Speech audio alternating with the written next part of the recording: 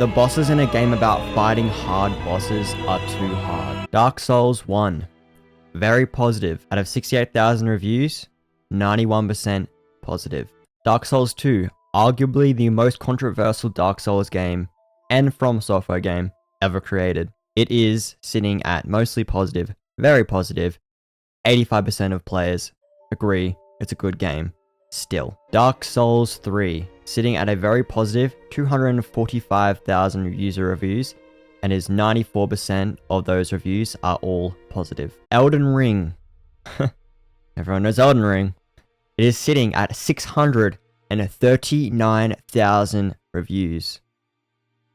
92% of players have given it a positive review. Elden Ring Shadow of the Erdtree is currently sitting at a mixed with 51,000 reviews. 69%, of course, of players think the game is good. The rest, 20,000 players, have given it a negative review. The underlying problem here is Elden Ring has become too mainstream. Mainstream media usually lean more towards the side of being something easily digestible or something everyone can do.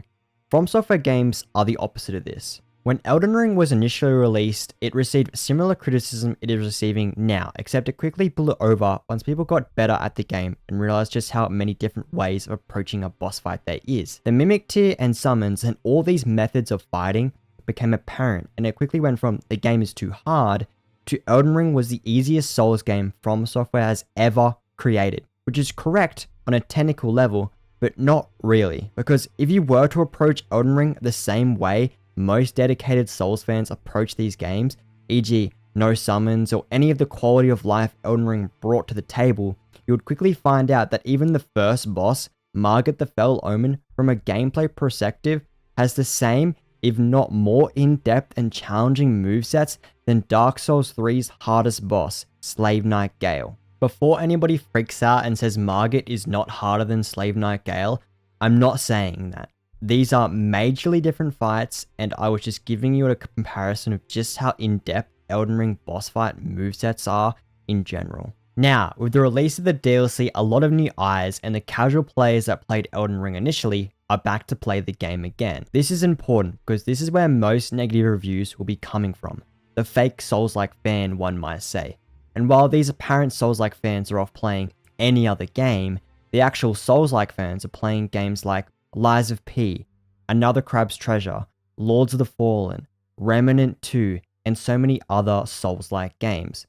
So now the average player has booted up Elden Ring DLC, thinking they were good at Elden Ring, because over time, they've forgotten how hard the game actually is in general. So they have decided to not use summons or any of the jazz they use in the base game. Quickly, they get their ass handed to them. Now, they have two options to try to brute force and get better at the bosses, or fall back onto their trusty summons and old builds they thought they were better than. But once they fall back onto these builds, they quickly find out these summons and builds have been nerfed and are adjusted to be more in line with other builds in the game. To top it all off, DLC bosses were now created with summons and strong builds in mind, also making your rune level matter less with bosses needing more than 5 hits to be killed, meaning you not only had to play good for 2 combos, you had to play consistently good. Let this be clear, Elden Ring DLC kicked my ass. I spent 7 hours and 41 minutes on the final boss alone. This DLC is not for the faint of heart, but every boss besides the final boss is fine, and is genuinely, I hate to say it, a skill issue. The final boss phase 2 does need some adjustments, with his hair getting in the way, and the visuals of the light beams clouding his attacks also. Yes, his attacks in phase 2 are incredibly hard to learn, and this is by far the hardest boss From Software has ever made. But by the end of my 7-hour journey fighting him, I had him consistent enough to where I could dodge every attack if I played well enough, and was getting him down to his name, Radahn, consistently every run. But still, after a few days of sitting and thinking about this boss and having killed him, I do believe he does need some adjusting to a degree, if anything, but that does not warrant a negative review. There is also a lot of negative reviews about performance, and although I have not played this game on PC, even on console, I have noticed severe frame drops, but very few instances of it dropping below 30 FPS, which still isn't good. Like, what am I playing? Bloodborne? So yeah, I imagine if you didn't have a high-end PC, it would be running poorly, which is a very fair reason to give out a negative review. Hopefully, From Software gets this fixed soon. Visually and story-wise, this is a new high for Elden Ring, and I really wish people would stop being so focused on finding the bosses too hard and instead just enjoy the experience we are having.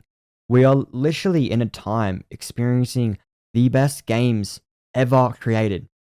It's actually insane. It's like we're here watching Romeo and Juliet being created right in front of us right now. This is like going to be like art talked about in years, I believe, like years down the line. It'd be like, man, that Miyazaki guy, he was an artist, you know, like that's how I feel like this game is going to be looked at later in life, in hundreds of years. I don't know, I could be wrong, but this game is really special, and we need to understand that.